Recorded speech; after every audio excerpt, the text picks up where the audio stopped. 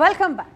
ಕಳೆದ 5 ದಿನಗಳಿಂದಲೂ ಕೂಡ ಕೆಂಪೇಗೌಡ ಏರ್ಪೋರ್ಟ್ನಲ್ಲಿ ಪ್ರಯಾಣಿಕರು ಸಮಸ್ಯೆಯನ್ನ ಅನುಭವಿಸ್ತಾನೆ ಇದ್ದಾರೆ. ಈಗ ಪ್ರಯಾಣಿಕರ ನೂಕುನುಗ್ಗಲು ಶುರುವಾಗಿದೆ. ಫ್ಲೈಟ್ ಸ್ಟೇಟಸ್ ಚೆಕ್ ಮಾಡಿಕೊಂಡು ಪ್ರಯಾಣಿಕರು ಒಳ ಹೋಗೋದಿಕ್ಕೆ ನೂಕುನುಗ್ಗಲು ತಳ್ಳಾಟ ಶುರುವಾಗಿದೆ. ಡಿಪಾರ್ಚರ್ ಗೇಟ್ ಮುಂಭಾಗ ತಳ್ಳಾಟ ನೂಕಾಟ ಜಾಸ್ತಿಯಾಗಿದೆ.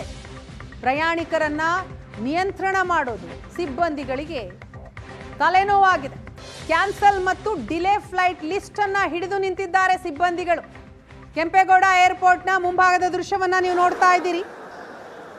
ಇಂಡಿಗೋ ವಿಮಾನಗಳ ರದ್ದತಿಯಿಂದಾಗಿ ಪ್ರಯಾಣಿಕರು ಪರದಾಡ್ತಾ ಇದ್ದಾರೆ.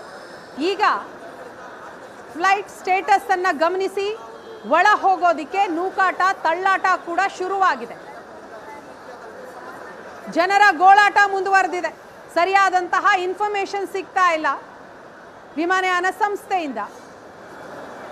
ತುರ್ತಾಗಿ ತಲುಪಬೇಕಾದಂತಹ ಸ್ಥಳಕ್ಕೆ ಹೋಗೋದಕ್ಕಾಗ್ತಾ ಇಲ್ಲ.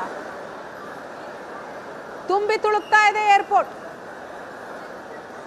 ಇಂಡಿಗೋ ವಿಮಾನಗಳ ರದ್ದತಿಯಿಂದಾಗಿ ಪ್ರಯಾಣಿಕರು ಪರದಾಡ್ತಾ ಇದ್ದಾರೆ. ವಿಮಾನ ನಿಲ್ದಾಣದ ಟರ್ಮಿನಲ್ನಲ್ಲಿ ಯಾವ ರೀತಿ ಜನಜಂಗುಳಿ ಇದೆ ಅನ್ನೋದನ್ನ ದೃಶ್ಯದಲ್ಲಿ ನೋಡ್ತಾ ಇದ್ದೀರಿ. ಉದ್ದುದ್ದ ಸರದಿ ಸಾಲುಗಳಿವೆ. ವಿಮಾನ ನಿಲ್ದಾಣದ ಆವರಣದಲ್ಲಿ ಕಿಲೋಮೀಟರ್ ಗಟ್ಟಲೆ ಪ್ರಯಾಣಿಕರು ನಿಂತಿದ್ದಾರೆ. ಮುಂಬೈನಲ್ಲಿ 109 ವಿಮಾನ ರದ್ದಾಗಿದೆ. ದೇಶದಾದ್ಯಂತ ಎಲ್ಲೆಲ್ಲಿ ಎಷ್ಟೆಷ್ಟು ಫ್ಲೈಟ್ಗಳು ರದ್ದಾಗಿದೆ ಅನ್ನೋದರ ಮಾಹಿತಿಯನ್ನು ನೀವು ನೋಡ್ತಾ ಇದ್ದೀರಿ. ಪುಣೆಯಲ್ಲಿ 42 ಫ್ಲೈಟ್ ಕ್ಯಾನ್ಸಲ್ ಆಗಿದೆ. ಚೆನ್ನೈನಲ್ಲಿ 48 ಕ್ಯಾನ್ಸಲ್ ಆಗಿದೆ.